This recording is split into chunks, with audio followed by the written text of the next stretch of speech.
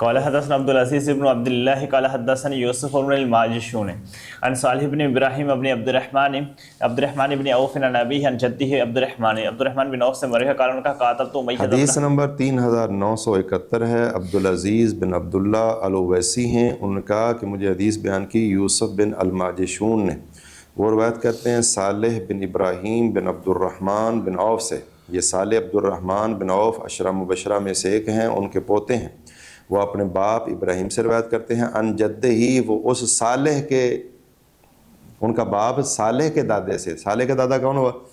عبد الرحمن سے۔ قال عبد الرحمن بن عوف رضی اللہ تعالیٰ عنہ نے فرمایا کاتبت امیہ بن خلف، میں نے امیہ بن خلف سے تحریری معاہدہ کیا ہوا تھا۔ کاتب تو میں نے تحریری معاہدہ یعنی پہلے، یعنی شروع سے ان کا کافی دیر پہلے کا معاہدہ چل رہا تھا۔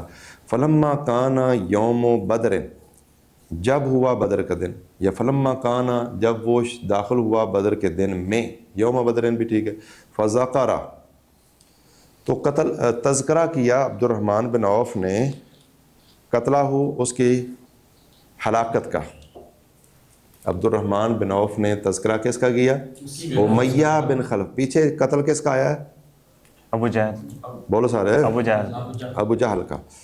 تو یہاں تذکرہ کس کا آ جائے گا؟ امیہ بن خلف۔ تو کیا معنی ہوگا کہ انہوں نے فذاکر عبد الرحمن بن عوف رضی اللہ تعالیٰ نے تذکرہ کیا قتلہ، اس کو قتل کرنے کا، وقتل ابنہ ہی، اور اس کے قتل کیے جانے کا، وقتل ابنہ ہی، اور اس کے بیٹے کا قتل کیے جانے کا۔ کہ امیہ بن خلف اور اس کا بیٹا علی کیسے قتل ہوئے؟ فقال، سو انہوں نے کہا، فقال بلال، پس بلال رضی اللہ تعالیٰ نے فرمایا لا نجوت، تو میں نجات نہیں پاؤں گا، ان نجا امیہ، تو اگر امیہ نجات پا گیا، یعنی یا میں نہیں یا امیہ نے۔ بس یہ امیہ بن خلف کون تھا؟ جو حضرت بلال کا آقا تھا، پتہ نا آپ کو؟ جی جی۔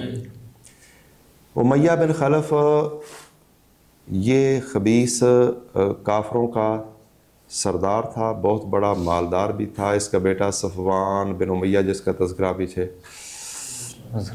آیا ہے نا، یا ابو صفوان اور ام صفوان، جی جی، وہ بیٹا تھا، تو اس وجہ سے امیہ بن خلف۔ حضرت بلال رضی اللہ تعالیٰ چونکہ غلام تھے اور اس کے غلام تھے، اور جب وہ مسلمان ہو گئے، اب یہ آقا ہے، جو اس کا دل چاہتا تھا اس کے اوپر ظلم و ستم کے پہاڑ توڑتا تھا۔ لیکن سبحان اللہ، قربان جائیں حضرت بلال کی عظیمت پر، کہ پھر بھی کہتے ہیں بہت زیادہ لوگ جو ہیں ان کی زبان پہ کوئی نہ کوئی کلمہ انہوں نے کہہ کر کافروں سے جان چھڑا لی، سوائے بلال کے کہ جو غریب لوگ تھے، مطلب کوئی غلام تھا، کوئی اس طرح کا باہر سے آیا تھا، لونڈی تھی، غلام تھا، جو چودھری تھے، بس سردار تھے، ان کا تو خاندان کنبہ قبیلہ پیچھے تھا۔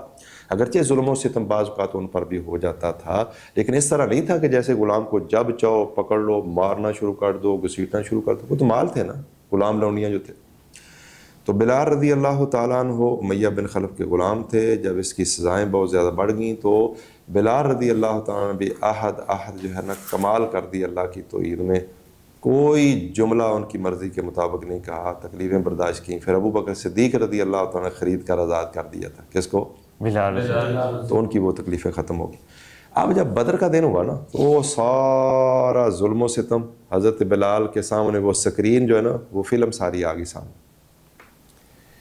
عبد الرحمن بن عوف رضی اللہ تعالیٰ عنہ فرماتے ہیں کہ جنگ کا اختتام ہو گیا، مجھے زرہ وغیرہ جو ہے نا ملی، تو میں اٹھا کر لا رہا تھا مال غنیمت کے اندر، تو امیہ بن خلف جو ہے یہ موٹا تھا، لگتا پاج نہیں سکیا، ہاں یہ کافی نا باری برکم موٹا سی، پاج نہیں سکیا، لگتا بھی چلو پاج جاوے۔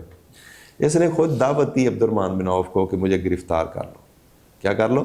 گرفتار۔ تو عبد الرحمن بن عوف کہتے ہیں میں نے اپنی وہ زیرہ وغیرہ جو ہے نا پھینک دی اور ان کو پکڑ لیا اور مشکیں باندھ لیں، باپ بیٹے دونوں کو پکڑ لیا کہ چلو کوئی فدیہ مل جائے گا۔ میں ان کو لے کر آ رہا تھا کہ اچانک نظر پڑ گئی کس کی؟ بلال۔ انہوں نے کہا کہ جی اگر امیہ نجات پا گیا تو پھر میں نہیں، اور میں رہا تو پھر امیہ نہیں۔ چنانچہ انہوں نے پھر انصار کو آواز دی، یا للانصار، اوے اللہ کے مددگارو آ جاؤ۔ تو کچھ لوگ جمع ہو گئے، انہوں نے حملہ کر دیا. حضرت عبد الرحمن بن عوف نے کہا وہ میرا قیدی ہے، وہ میرا قیدی ہے. یہ اس کا ذہن یہ تھا کہ قیدی بن جاؤں، چلو فدیہ دے کے ہو سکتا ہے جان چھوٹ جائے. لیکن حضرت بلال رضی اللہ تعالیٰ عنہ اور انصار صحابہ نے اس پر حملہ کر دیا. پہلے حضرت عبد الرحمن بن عوف نے اس کے بیٹے کو پیچھے چھوڑا کہ اس کو بھگا کر کسی جگہ لے جاؤں، لیکن اس کو قتل کرنے کے بعد پھر انہوں نے گھیر لیا. حضرت عبد الرحمن بن عوف نے اس کو نیچے لٹایا اور آپ اوپر لیٹ گیا اور کہا یہ میرا قیدی. انہوں نے نیچے سے مار مار کر تلواریں اس کو قتل کر دیا، حتیٰ کہ حضرت عبد الرحمن بن عوف کو بھی کوئی زخم جو ہے وہ لگ گیا. تو یہ اس کی ہلاکت اور قتل جو ہے اس کا قصہ اس طرح ہوا. کس کا؟ امیہ بن خلف کا. اور اس کو نوست پڑی تھی کس بات کی جو اگلی حدیث آ رہی ہے، کس نے تکبر کیا تھا مکہ میں. جب نبی صلی اللہ علیہ وسلم نے قرآن پڑھا سارے لوگ سجدے پڑ گئے تھے اور اس نے نیچے سے مٹی اٹھا کر اپنے ماتھے کے ساتھ لگا لی تھی اور کہا مجھے یہ کافی ہے. یہ حدیث نمبر 3972. چلیں.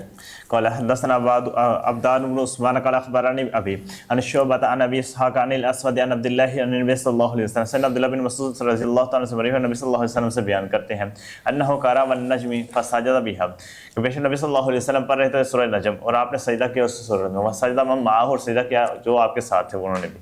غیر ان شیخا اخذ کفا علاوہ ایک بزرگ کے اس نے ایک مٹھی پکڑی میں دراز بزرگ نہیں سی، بوڑھا فرتوت تھا. بوڑھا سوائے ایک بوڑھے کے. اخذ کفا من تراب اس نے مٹی کی ایک ہتھیلی پکڑی، مٹھی پکڑی. فرافعہ الی جبہتی بس اس کو بلند کیا اپنے پیشانے کی طرف. فقال یکفینی ھذا مجھے یہ کافی ہے. قال عبداللہ نے کہا فلقد رأیت البتہ کہ میں نے اس کو دیکھا بعد اس کے بعد قتل کافرا کہ اس کو قتل کیا گیا تھا کافر. حدیث نمبر 3972 ہے. قال حدثنا عبدان بن عثمان. یہ عبدان لقب ہے، نام ان کا عبداللہ ہے، یعنی عبداللہ بن عثمان نام ہے.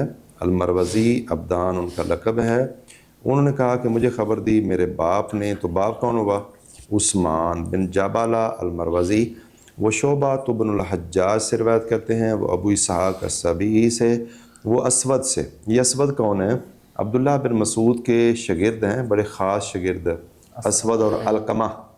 تو یہ اسود بن یزید النخعی ہیں. نخعی نہیں ہوتا، کیا لفظ ہوتا ہے؟ نخعی.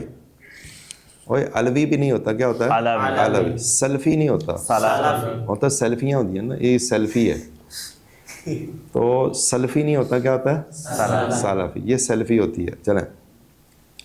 تو الاسود بن یزید النخعی وہ روایت کرتے ہیں عبداللہ بن مسعود رضی اللہ تعالیٰ عنہ سے، وہ نبی صلی اللہ علیہ وسلم سے، کہ آپ صلی اللہ علیہ وسلم نے یہ سورہ پڑھی وَالنَّجْمِ إِذَا هَوَى مَا ضَلَّ صَاحِبُكُمْ وَمَا غَوَى وَمَا يَنْطِقُ عَنِ الْهَوَىٰ إِنْ هُوَ إِلَّا وَحْيٌ يُوحَىٰ عَلَّمَهُ شَدِيدُ الْقُوَىٰ ذُو مِرَّةٍ فَاسْتَوَىٰ وَهُوَ بِالْأُفُقِ الْأَعْلَىٰ ثُمَّ دَنَا فَتَدَلَّىٰ فَكَانَ قَابَ قَوْسَيْنِ أَوْ أَدْنَىٰ.